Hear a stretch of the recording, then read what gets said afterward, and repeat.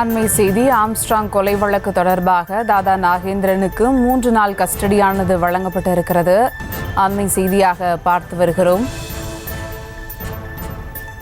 தாதா நாகேந்திரனுக்கு 3 நாள் கஸ்டடியானது வழங்கப்பட்டிருக்கிறது.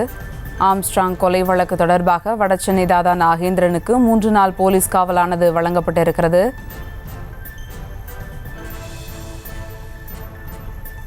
இது குறித்த கூடுதல் விவரங்களோடு இணைகிறார் செய்தியாளர் சுதர்ஷன். வணக்கம் சுதர்ஷன், விவரங்கள். வணக்கம். பிஎஸ்பி மாநில தலைவராக ஆம்ஸ்ட்ராங்குடைய கொலை வழக்குல முக்கிய நபராக கருதப்பட்டு கைது செய்யப்பட்டிருக்கக்கூடிய வடசென்னை தாதா மற்றும் பிரபல ரவுடியான நாகேந்திரனுக்கு 3 நாட்கள் போலீஸ் காவல் கொடுத்து நீதிமன்ற மேஜிஸ்ட்ரேட் உத்தரவை பிறப்பித்திருக்கிறார். எழும்பூர் நீதிமன்றத்துல இன்று நாகேந்திரன் ஆஜர்படுத்தப்பட்டார்.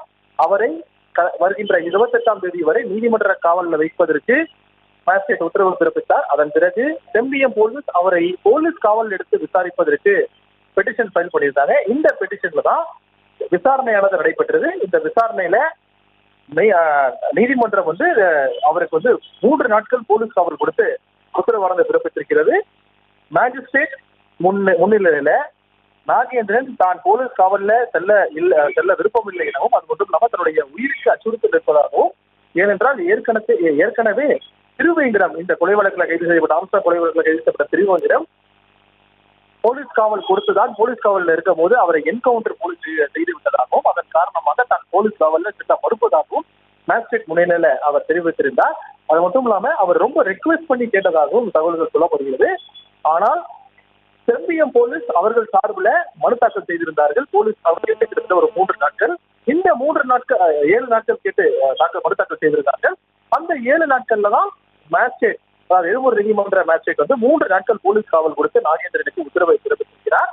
இந்த 3 நாட்களும் போலீஸ் காவல்ல நாகேந்திரனுக்கு எந்த ஒரு உடல்நிலை சரியில்லை என்றாலும் உடனடியாக அவர் உடல்நிலை கவனிக்க வேண்டும். அது மட்டும் இல்லாம அவர் துன்புறுத்தக்கூடாது எனவும் போலீஸுக்கு அறிவுரை வழங்கியிருக்கிறார். அது மட்டும் இல்லாம 7 நாட்கள் போலீஸ் காவல் கேட்டு செம்பியம் போலீஸ் அவர் நீதிமன்றத்தில் மனு தாக்கல் செய்த நிலையில தான் 3 நாட்கள் போலீஸ் காவல் கொடுத்து எழும்பூர் நீதிமன்ற மேஜிஸ்ட்ரேட் உத்தரவை பிறப்பித்திருக்கிறார். இன்றிலிருந்து 3 நாட்கள்.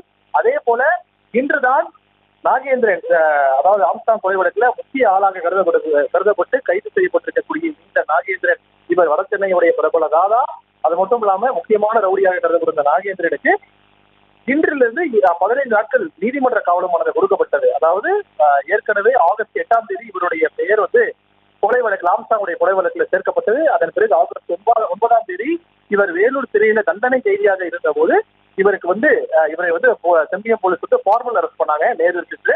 அதன் பிறகு இன்றுதான் எழும்பூர் நீதிமன்றத்தில் ஆஜர்படுத்தப்பட்டு அவருக்கு நீதிமன்ற காவலானது எழும்பூர் நீதிமன்றம் உத்தரவு பிறப்பித்தது. அதாவது இன்றிலிருந்து 15 நாள், அதாவது 28ஆம் தேதி வரை நீதிமன்ற காவல் கொடுக்கப்பட்டது. இந்த உத்தரவு பிறப்பித்ததுக்கு அடுத்த நிமிடமே உடனடியாக செம்பியம் போலீஸ் இவரை போலீஸ் காவல் எடுத்து விசாரிக்க வேண்டும்.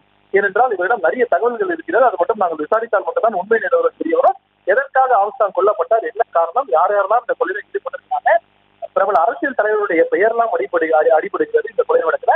அதன் காரணமாக இவருக்கும் அரசியல் தலைவர்களுக்கும், அது மட்டும் இல்லாம பிரபல கட்சியை சேர்ந்த வழக்கறிஞர்களும் இந்த கொலை வழக்குல இருப்பதாக தகவல்கள் சொல்லப்படுகிறது. அதன் காரணமாக இவரிடம் விசாரணை செய்தால் மட்டுமே தான் உண்மை நிலவரம் தெரிய வரும். ஏனென்றால் இவரிடம் தான் பிரபல அரசியல் தலைவர்களும் பிரபல அரசியல் கட்சியை சேர்ந்த வழக்கறிஞர்களும் பேசியிருப்பதாக தகவல்கள் சொல்லப்படுகிறது. அதன் காரணமாக இவரை நாங்கள் தீவிரமாக விசாரிக்க துரு விசாரிக்க வேண்டும், அப்பதான் உண்மை வெளியே வரும் அப்படின்னு சொல்லிட்டு போலீஸ் அதிகாரிகள் கூறியதுக்கு அப்புறமா தான் இவரை போலீஸ் காவலில் எடுத்து விசாரிப்பதற்கு நீதிமன்றம், அதாவது எழும்பூர் நீதிமன்றத்துடைய மேஜிஸ்ட்ரேட் உத்தரவு பிறப்பித்திருக்கார். 7 நாட்கள் கேட்ட நிலையில தான் இவருக்கு 3 நாட்கள் கொடுக்கப்பட்டிருக்கிறது. ஏனென்றால் இவருடைய உடல்நிலை கருதியும் அந்த 3 நாட்கள் கொடுக்கப்பட்டிருக்கிறது.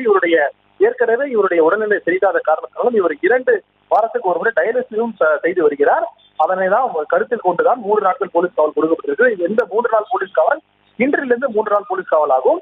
இவரை ரகசிய இடத்தில் வைத்து தனித்தனியாக விசாரிக்கவும் திட்டம் வகுத்துள்ளனர் போலீசார். அது மட்டும் இல்லாம இன்னொரு தகவலாக சொல்லப்படுகிறது என்னவென்றால் இவரும், அதாவது நாகேந்திரம், இவருடைய மகனும் அஸ்வத்தவன் 2 பேரையும் சேர்த்து வைத்து ஒன்றாகவே விசாரிப்பதற்கு போலீசார் திட்டம் திட்டிருப்பதாகவும் சொல்லப்படுகிறது. 2 பேரிடம் வாக்குமூலத்தை தனித்தனியாக பெற்றுவிட்டு அதன் பிறகு 2 பேரும் உண்மையாதான் சொல்றாங்களான்னு சொல்லிட்டு 2 பேருமே வைத்து விசாரிப்பதற்கு போலீசார் திட்டம் திட்டிருக்கிறார்கள். அது மட்டும் இல்லாம முக்கியமானது, இந்த 2 பேரையுமே, அதாவது தந்தை மகன் 2 பேரையுமே இவர்களிடம் பெறக்கூடிய வாக்குமூலத்தை வைத்துதான் அடுத்த நகர்வாக இந்த கொலை வழக்கு இருக்கும் அப்படின்னு சொல்லிட்டு அதிகாரி தரப்புல சொல்லப்படுகிறது. நாகேந்திரனை இன்று முதல் 3 நாட்கள் போலீஸ் காவல் வைத்து விசாரிப்பதற்கு எழும்பூர் நீதிமன்றம் உத்தரவிட்டிருக்கிறது. முக்கியமானது அது மட்டும் இல்லாம ரகசிய இடத்தில் வைத்து விசாரிப்பதும் போலீசார் திட்டமிட்டிருக்காங்க. உயர் அதிகாரிகள் நாகேந்திரிடம் விசாரிக்க இருப்பதாகவும் தகவல்கள் சொல்லப்படுகிறது.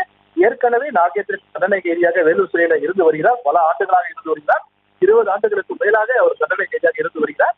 இவரிடம் விசாரணை செய்வதற்கு எக்ஸ்பர்ட்ஸாக இருக்கக்கூடிய சில போலீஸ் அதிகாரிகள் இவரிடம் விசாரணை செய்வதற்கு வர இருப்பதாகவும் தகவல்கள் சொல்லப்படுகிறது. விவரங்களுக்கு நன்றி சுதர்ஷன்.